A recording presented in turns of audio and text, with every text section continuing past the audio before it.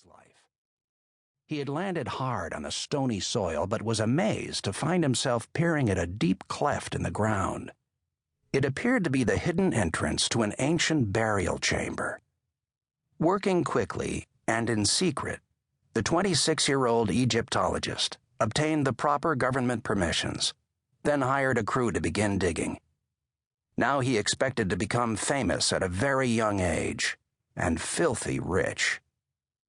Early Egyptian rulers had been buried inside elaborate stone pyramids, but centuries of ransacking by tomb robbers inspired later pharaohs to conceal their burial sites by carving them into the ground. Once a pharaoh died, was mummified, and then sealed inside such a tomb with all his worldly possessions, great pains were taken to hide its location. But that didn't help. Tomb robbers seemed to find every one. Carter, a square-shouldered man who favored bow ties, linen trousers, and Homburg hats, thought this tomb might be the exception. The limestone chips that had been dumped into the tunnels and shaft by some long-ago builder, a simple yet ingenious method to keep out bandits, appeared untouched. Carter and his workers had already spent months removing the shards. With each load that was hauled away, he became more and more certain that there was a great undisturbed burial chamber hidden deep within the ground. If he was right, the tomb would be filled with priceless treasures, gold and gems, as well as a pharaoh's mummy. Howard Carter would be rich beyond his wildest dreams, and his dreams were indeed spectacular. The men have now gone down 97 meters vertical drop, Carter had written to Lady Amherst, his longtime patron, and still no end. Indeed, when widened, the narrow opening that he had stumbled upon revealed a network of tunnels leading farther underground.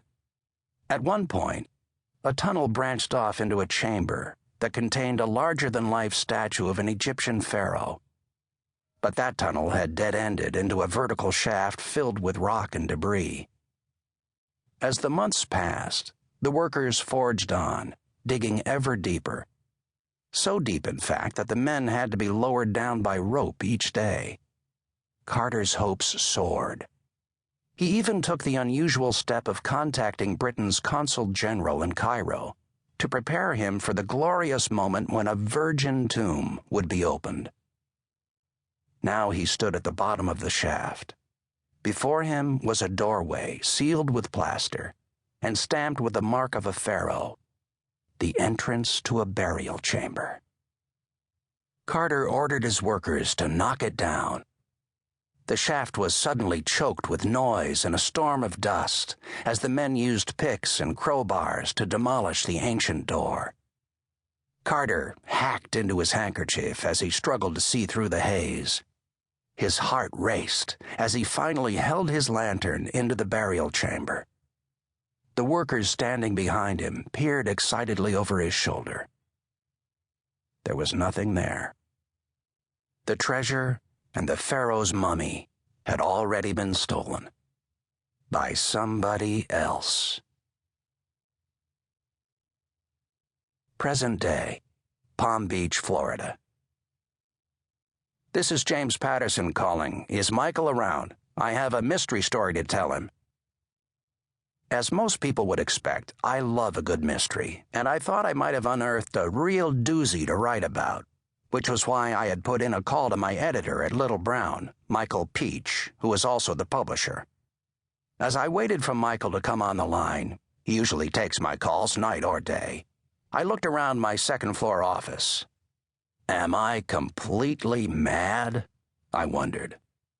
The last thing I needed right now was another writing project. I already had a new Alex Cross novel on the fires and a women's murder club brewing and a Maximum ride to finish. In fact, there were 24 manuscripts, none of them yet completed, laid out on the expansive desk surface that occupies most of my office. I could read some of the titles: Swimsuit, Witch and Wizard, Daniel X, Women's Murder Club 9, Worst Case. I am completely crazy, aren't I? I said as Peach came on the line. Michael is a calm and calming presence.